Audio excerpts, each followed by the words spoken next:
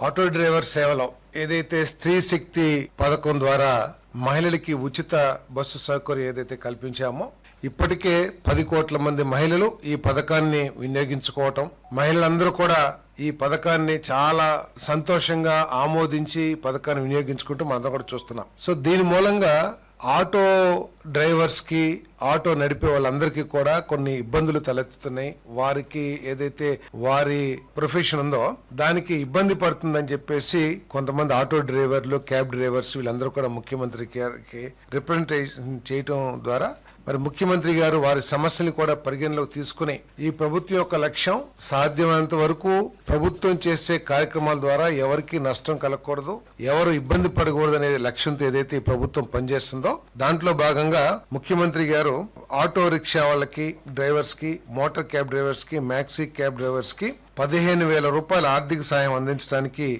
జారీ చేయబడిన ఉత్తర్వులని మంత్రి మండలి ఆమోదించిందని చెప్పేసి మనం చేస్తాను.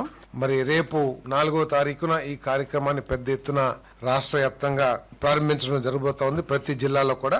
దీని ద్వారా దాదాపు 2,90,669 మంది క్యాబ్ డ్రైవర్స్ కానీ, ఆటో డ్రైవర్స్ కానీ ఈ పథకం ద్వారా లబ్ధి పొందుతారని చెప్పేసి మనం చేస్తాను.